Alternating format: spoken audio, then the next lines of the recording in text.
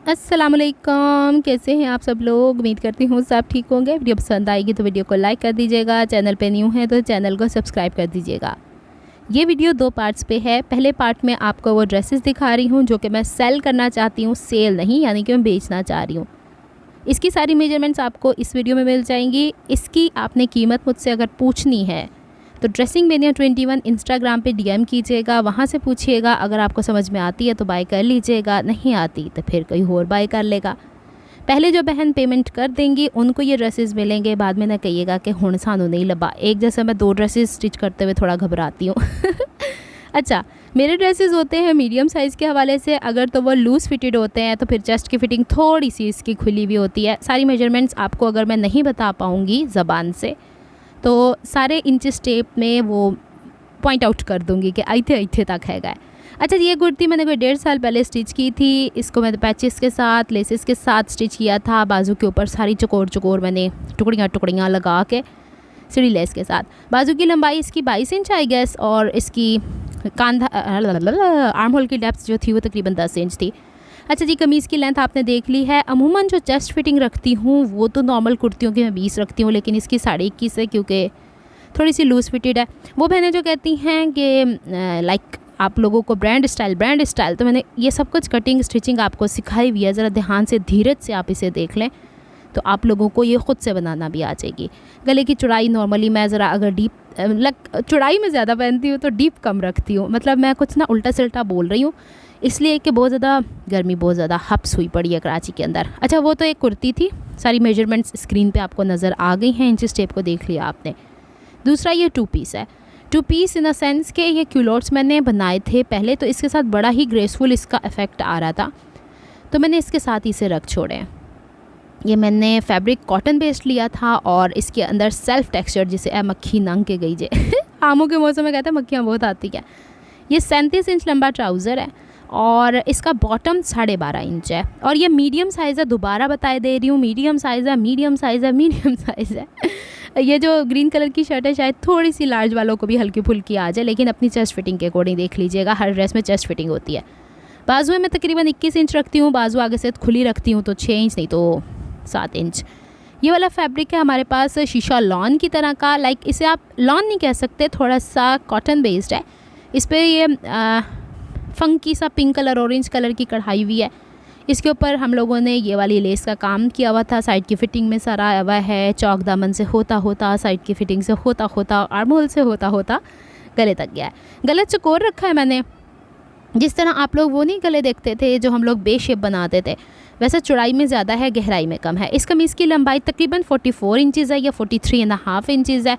Straight kurti है, ए line नहीं, कमर से हल्की सी फिटिंग है। तीरा मैंने आपको पिछली कुर्ती का भी नहीं दिखाया, इसका भी बता देती हूँ। तकरीबन समझें तो कोई 14.5 इंच। इसमें कमर की फ़िटिंग हल्की सी है 19 इंचज़ और हिप तो मैंने आपको दिखाई दी है ना कि जो चेस्ट की फ़िटिंग होती है वही मैं हिप की फ़िटिंग रखा करती हूँ 20.5। इसके नीचे शमीज़ पहनेगी तो अपने अल्लाह क्या बोली जा रही हूँ, इसके नीचे शमीज़ पहनी जाएगी तो आप लोगों ने अपने मार्जिन के हिसाब से जिसने भी इसे बाय करना है पहले सोच समझ के फिर बाय कीजिएगा। एग्जैक्ट ऐसे नहीं पहन जाती, काफ़ी सी थ्रू है। गला मैंने दिखा दिया है। चौड़ाई में तकरीबन 8 से 9 इंच है। बैक की तरफ भी गला लेकिन चकोरी है, लेकिन उसमें ना डेप्थ कम रखी हुई है। तीसरे नंबर पे ये वाला ड्रेस है कंप्लीट और 2 पीस ही है। और ये वाला कपड़ा हम लोगों ने गुल अहमद का कह के मुझे जो दिया गया है। इसकी मैंने कुर्ती ऑलरेडी पहन रखी है येलो कलर की, उसमें कोई सी किस्म का मुझे फॉल्ट कपड़े में नज़र नहीं आया है। इसकी मैंने बनाई है शलवार एंड कुर्ती और शलवार की लेंथ आपको मिलेगी 37 इंच लॉन्ग और पाइंचा इसका मिलेगा 7 इंचज़ वाइड। अच्छा, एक और चीज़ मैं आपको बता दूं कि ये बेल्ट वाली शलवार है। कपड़े का घेर थोड़ा ज़्यादा था तो बैक की तरफ भी थोड़ी सी प्लीट्स आ गई हैं। इसे आप हरगिज़ फर्शी शलवार नहीं कह सकते, ये थोड़ा सा साडा सिंपल ट्रेडिशन जरा चलन रहा सी वही है। अच्छा जी, बाजू इसकी मैंने 22 इंच रखी हैं। मतलब मैं थोड़ा बहुत आगे पीछे करती रहती हूँ, हद से हद 22 से ज़्यादा नहीं होती। और सामने से खुली 5.5 इंच है। और जो ये पलटे वल्टे सारे लगे हैं ना गुम सिलाई, मैंने कहा चलो खोल के बखा दी ये सारा कि आपको इस तरह का काम मिलेगा। उल्टम सुल्टम मैं कोई काम नहीं करती। इस ड्रेस को मैंने ओवरलॉक नहीं किया था, बाकी तकरीबन हर एक को मैं ओवरलॉक कर लेती हूँ। इस कमीज़ की लंबाई या कुर्ती की लंबाई 34.5 इंचज़ है। तीरा फिर मैं वही 10 चढ़ा एदा तीरा थोड़ा मैंने वड्डा लगा है, लाइक 15 इंचज़ से थोड़ा कम है।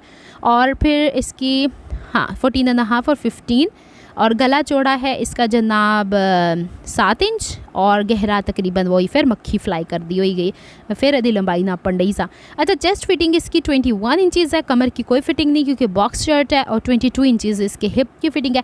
और दामन भी देख लो भाई कितना है, 22.5 इंचज़ या 22 ही होगा। इसके चौक दामन हमने इसी कपड़े में से फ़ोल्ड करके सिलाई लगाई है, बाजू के आगे जो सिलसिला होगा उसको हम तुरपाई करेंगे। अच्छा, ये वो ड्रेसेस हैं, आगे आप देखते जाइए। अब जो दूसरा कोर्सेज़ कर रही हूँ उसके हवाले से थोड़ी सी डिटेल्स आप लोगों से शेयर कर दूँगी, काफ़ी बहनों ने मुझसे कहा था ये भी बता दें। अच्छा, ड्रेसेस के हवाले से मैं आप लोगों को बता दूँ कि आपने ड्रेसिंग मेनिया 21 इंस्टाग्राम के ऊपर DM करके जिनको ये समझ में आता है वो रेट पूछेंगी, जिन्होंने तफरी लेनी है ना तुम ना करे हो मेरे पास तफरी जोगा टाइम नहीं है। अच्छा जी, अब बात आती, क्योंकि मैं व्लॉग में बड़ी तफरी करवा देती हूँ। अच्छा जी, अब बात आती थी, ये तो हमारा वीडियो का एक पार्ट एंड हो गया, जिन बहनों ने वहाँ तक देखनी है तो ठीक है, जिन्होंने आगे तक देखनी तो भी ठीक है। अच्छा, ये वाले जो रेजिन आर्ट बहुत आजकल चला हुआ है, हालांकि देख के भी बंदा इसको कर सकता था, लेकिन बस मैं एवं ही चली गई वर्ल्ड में वन फाउंडेशन, उत्थे जाके मैंने चीज़ा नज़र आईयां तो मैं क्या चल नीला तू भी ये कोर्स सीख लै, बाद वेखी जाएगी। क्योंकि इसके बारे में मैंने सुना है कि रेजिन का काम बड़े प्रोजेक्ट आप करते हैं तो इसके फ्यूम्स होते हैं जिससे काफ़ी लोग एलर्जिक भी होते हैं। मैं तो वैसे ही माशाल्लाह हर चीज़ से एलर्जिक हूँ, तो मैंने कहा चलो देखते हैं। लाइक मेरे सामने वो क्लॉक भी बनाएंगे, वो लोग डिफरेंट चीज़ें बनाएंगे, जैसे कि वो आजकल आपको पता है कि निकाह की ट्रेज़ भी बन रही हैं, वो 3 मंजिला ट्रेज़ भी बन रही हैं, ईच एंड एवरीथिंग। तो मैंने कहा कि मैं थोड़ा बहुत खुद करके देखती हूँ, फिर इसके बाद देखा जाएगा कि क्या सिलसिला बनता है। वर्ल्ड मेमन फाउंडेशन कराची के अंदर हुसैनाबाद, गरीब लालू खेत के आगे करीमाबाद है, उसके अंदर की तरफ हुसैनाबाद है। और वहाँ पे अगर जो तो कराची के रहने वाले हैं और जो पहले वहाँ विज़िट कर चुके हैं उन्हें पता होगा, एक से एक आपको आर्ट एंड क्राफ्ट की चीज़ वहाँ मिल जाती है, बेकरी प्रोडक्ट्स आपको बेहतरीन वहाँ मिल जाती हैं, मोल्ड्स आपको क्या चीज़ें वहाँ मिल जाती हैं। लेकिन कुछ अर्से पहले जब मैंने कोर्सेज़ किए थे और अब जाके मैंने एक जस्ट फॉर कंपैरिजन भी किया, क्योंकि अक्सर मैंने मुझसे ये कहती हैं कि अनीला तुमने सिलाई कहाँ से सीखी है, तो मैंने सिलाई सीखी थी वर्ल्ड मेमन फाउंडेशन से। अब मैंने 2 चीज़ों में एडमिशन लिया, एक मैंने लिया क्रोशिया एडवांस में और दूसरा मैंने लिया रेजिन आर्ट में। रेजिन आर्ट की टीचर तो बड़ी ज़बरदस्त निकली सिखाने के हवाले से, या फिर नया सिलसिला है। लेकिन जो क्रोशिया की टीचर हैं जिनसे मैंने बेसिक सीखा था, तो उन्होंने एक एक लाइन हमें, आपको पता है क्रोशिया करते हुए डिफरेंट लेयर्स में हम काम करते हैं, जिन्होंने पंजाबी च कहीदा डिफरेंट वार च काम करीदा है, वो हमें पूरे वार या वो सारी लेयर्स हमें दिखाती थी, बोर्ड पे लिखवा देती थी कि यहाँ पे इतना इंक्रीज़ करना है, इतना डिक्रीज़ करना है, इस लेयर में इतना काम करना है, इतना बढ़ के आइएगा अगली दफ़ा। अब जब मैं एडवांस में गई, पहले 3 तो क्लासेस में हमारी टीचर थी ही नहीं, और जब वो थी तो वो हज करने गई हुई थी, और जब वो वापस आई हैं तो उन्होंने कहा कि आप जो चीज़ चाहेंगी, टोटल 40 चीज़ें लिखी थी। तब मैं भी परेशान थी कि 40 चीज़ें कैसे सिखा देंगे, हफ्ते में 3 दिन क्लासें और 3 महीने का कोर्स होता है, तो कैसे कर लेंगे हम लोग इतना सब कुछ। तो बाद में पता चला कि उन्होंने कहा कि जो आपके इंटरेस्ट की चीज़ें हैं वो आप मुझे बताएं, उसकी तस्वीरें आप निकाल के लाएं तो मैं आपको सिखा दूँगी। अच्छा, मेरी टोटल 5 से 6 क्लासेस हो चुकी हैं, अभी तक मैं गजरा बनाने के ऊपर अटकी हुई हूँ। अटकी इन सेंस के थोड़ा सा घर का भी काम मेरा ऐसा है कि मैं नहीं कर पा रही हूँ। तो क्रोशिया में मुझे समझ में आई, जैसे मुझे तो आता है अल्हम्दुलिल्लाह, मैंने स्वेटर्स वगैरह भी बनाए हुए हैं पहले, तो उसका ये है कि मैं क्रोशिया को तो कर रही हूँ क्विट, क्योंकि मुझे लग रहा है it's just a wastage of time. मुझे बस इंटरेस्ट था, मेरे तोते को देख लें पहले, फिर मैं आगे चल के आपको डिटेल्स बताती हूँ। ये इनका जो रखा होता है ना टब सा, उसमें ये नहा के आया, और हमारा छोटा सा जिन मेरे ट्राइपॉड का सत्यानाश कर रहा है, इसको पता है कि क्या क्या करना है। चले जी, ये तो बात हो गई मेरी क्रोशिया की। क्रोशिया को तो कर रही हूँ क्विट, लेकिन जो चीज़ों का मेरा इंटरेस्ट है उसको एक बूस्ट मिल गया, उसको मैंने एक स्टार्ट कर लिया है। अम्मी मुझे कहती क्यों तू कीता, मैंने कहा अम्मी मैं जुलाई में जाके अपने आप को तवाना करना चाहती थी, रवा करना चाहती थी कि मैं ये काम कर लूँ स्टार्ट, फिर इसके बाद अल्लाह करेगा तो फिर अक्ल आती रहेगी और फिर करता रहेगा। इंसान इतनी गर्मी में ऊन पकड़ने को भी दिल नहीं चाहता।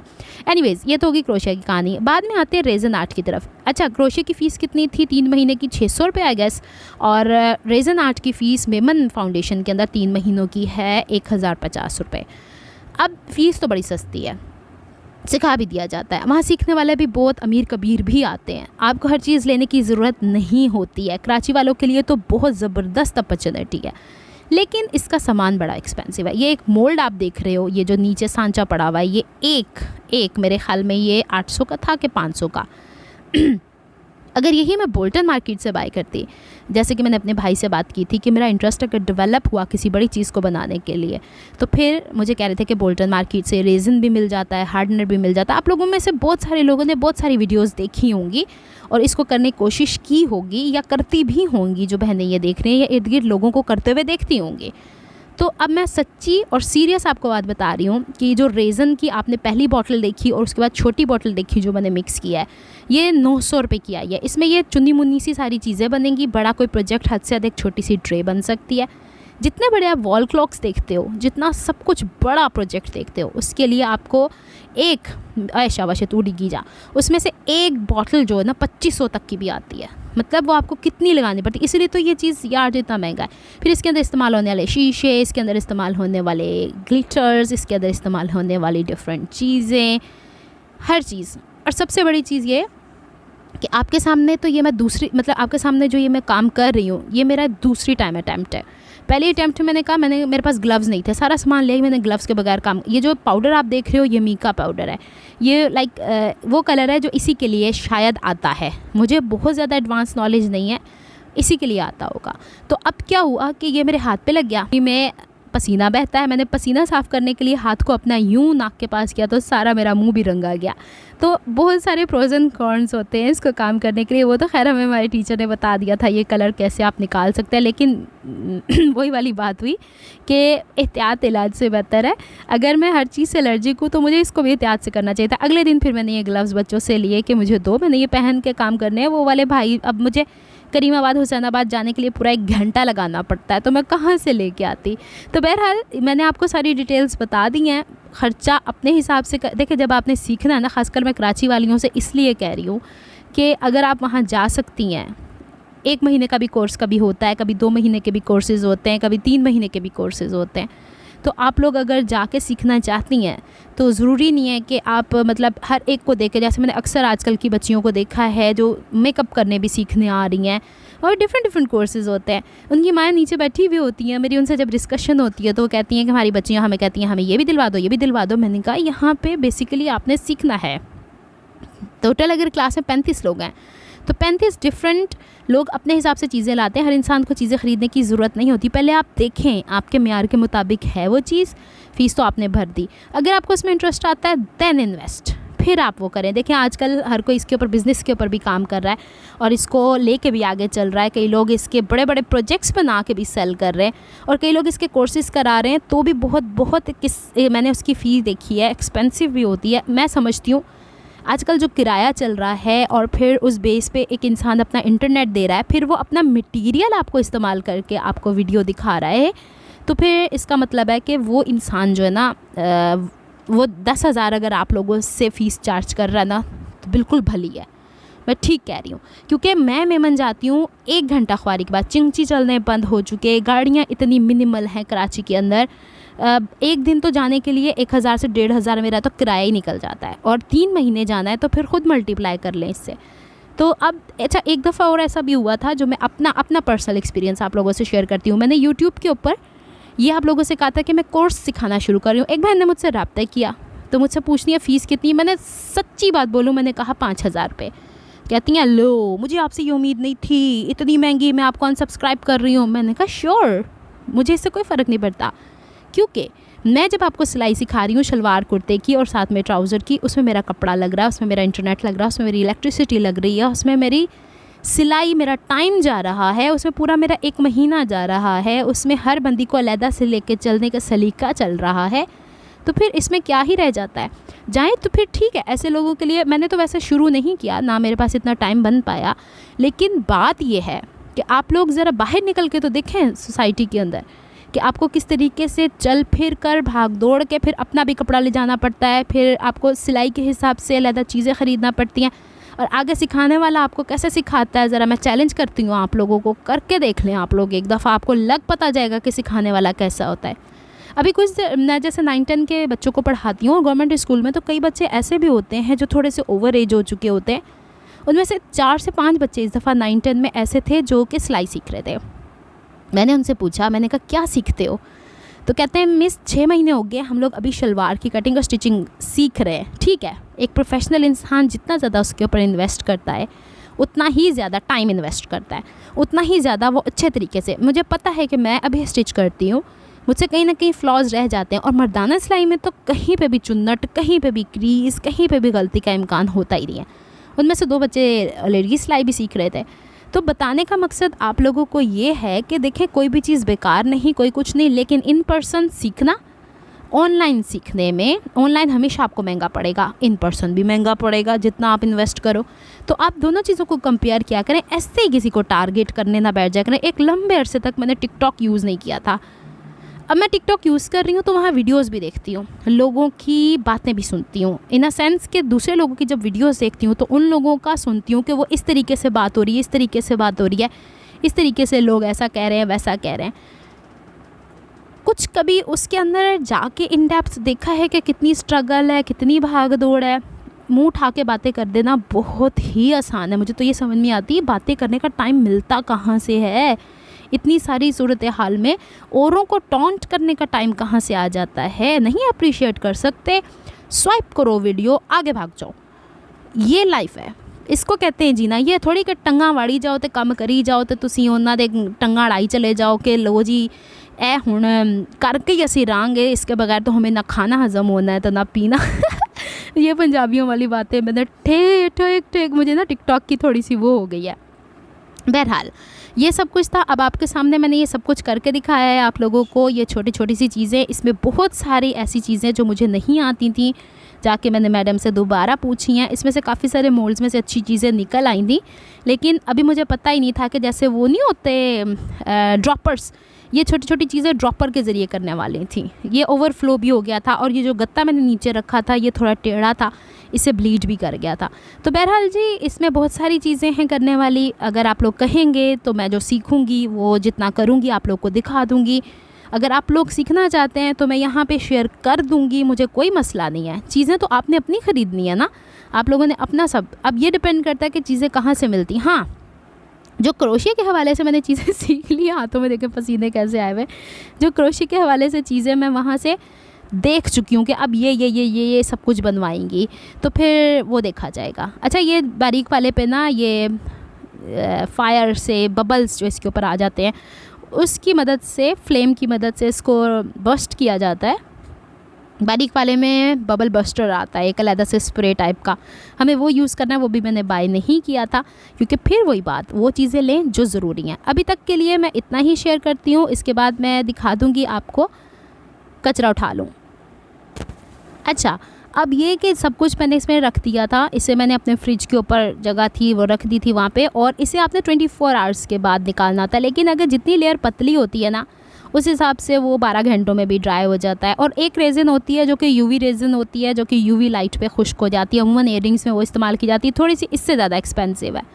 मैंने कहा कि मैं आप लोगों को ये निकाल के भी दिखा दूँ। ये इयररिंग्स बनेंगे इस तरह के, मैं इसके जंप रिंग्स और वो कानों के पीछे लगाने वाला लेकर आई हूँ, तो वो किसी और वीडियो में दिखा दूँगी अगर आप लोगों को इंटरेस्ट हुआ तो। वरना तो मैंने आप लोगों को इंट्रोडक्टरी बेस पे के कोर्सेज़ करने का। हाँ, अब मैं रह गई सिलाई वाली बात। वर्ल्ड मेमन फाउंडेशन में कई लोगों से मेरी बात हुई है, तो वहाँ पर अब वैसे मतलब जो मेरे साथ ये रेज़न आर्ट ही कर रही हैं, उन्होंने बताया कि फ़ैशन डिज़ाइनिंग में उन्होंने एडमिशन लिया था। तो टीचर जो हैं जिनको मतलब आता है पहले फ़ैशन डिज़ाइनिंग, तो वैसे ही उनको लेना चाहिए जिनको पहले सिलाई विलाई आती है। जिनको नहीं आती उनके लिए तो दिक्कत होगी। लेकिन बास टीचर्स ऐसी हैं वहाँ पे कि जिनसे अगर सवाल करो तो वो थोड़ा सा आगे से अपोज़ हो जाती हैं आप लोगों के। मतलब मैं आपको सच्ची बात बताऊँ, मुझे लगा कि जैसे हालात बदल गए हैं, मतलब मामलात बदल गए हैं, वैसे टीचिंग स्टाइल भी बहुत ज़्यादा बदल गया। ये मेरा पर्सनल एक्सपीरियंस है। रेज़न आर्ट की टीचर इतनी अच्छी हैं, इतने मज़े मज़े की गपशप इनके साथ होती है ना कि ना ही पूछें। तो ये एक मेरे पास से ये ख़राब हो गया था, क्योंकि जहाँ ये कार्डबोर्ड था ना वहाँ पे वो हल्का सा वेव आया हुआ था। आज मैंने बहुत सारी आप लोगों से बातें कर डाली हैं, कुछ आप लोगों को बुरा लगा हो तो माजरत, लेकिन हकीकत यही है कि जो सब कुछ मैं देख चुकी हूँ और इतना ट्रैवल कर जाने के बाद अब क्रोशिया से तो कर लिया मैंने क्विट, मैंने नहीं कंटिन्यू करना है, मैं वहीं जावा। अच्छा, फिर मसला भी ये था कि क्रोशिया की क्लास के बाद एक क्लास का गैप था, फिर उसके बाद रेज़न आर्ट। अब मैंने जब स्कूल जाना शुरू करना है तो सुबह 6 बजे की निकली, रात को 8 बजे घर आया करूँगी, तो अम्मी ने फिर डांटना है। चलो जुलाई तक तो काफ़ी था, हो सकता है जुलाई में 1-2 क्लासेस और मैं क्रोशिया की ले लूँ। बहरहाल जी यही सब कुछ था जो मैंने आप लोगों से शेयर करना था। अपडेट्स अबाउट माई लाइफ कि की पंगे कर दी फिर दियाँ तो की नवा सीख दी फिर दियाँ। इसी तरह अपनी लाइफ को आप लोग कंटिन्यू करें, आगे बढ़ने की कोशिश करें और नया नया सीखा करें। वॉइस ओवर करते हुए ये चौथी दफ़ा मैंने वॉइस तोड़ी है इसके अंदर और कंटिन्यू करती हूँ। चलें जी, अब इसको देख लें। और ये थोड़ा बहुत जो ब्लीड हुआ है, कहते हैं कि इसके अंदर सुराख कर सकते हैं पिन को गर्म करके, क्योंकि प्लास्टिक की तरह का हो जाता है। इसको मैं थोड़ा थोड़ा कट कर लूँगी या फिर इसको एज अ कीचेन इस्तेमाल कर लूँगी, कुछ तो कारी लांगे। मैं उम्मीद करती हूँ ये सारी चीज़ें आपको समझ में आई होंगी, अपडेट्स अबाउट कोर्सेज़। और खुदा का शुक्र अदा करो, यूट्यूब पे इतना सब कुछ सिखाने वाला मिला, चुप करके इथों सीखा करो। चीज़ें कहाँ से मिलती हैं ये सर्च करना आप लोगों की ज़िम्मेदारी है। ऑनलाइन भरा पड़ा है दराज, टीमू, जहाँ से टीमू तो इतना एक्सपेंसिव हो गया, टीमू को तो छोड़ ही दें, उसने अपनी असलियत दिखा दी है। दराज वालों से आप ऑर्डर कर सकती हैं। मैं तो काफ़ी टाइम हो गया कभी अब ऑर्डर ही नहीं किया, क्योंकि मुझे जब कोई ज़रूरत होती है सब मैं एक लिस्ट बना लेती हूँ, वर्ल्ड विमेन फाउंडेशन जाती हूँ, वहाँ से चीज़ें ले आती हूँ। मिलती हूँ नेक्स्ट व्लॉग में। अपना बहुत ख्याल रखिएगा, मुझे दुआ में याद रखिएगा। रब रखा फ़ीमा अनिला, रब की अमान, अल्लाह हाफ़िज़।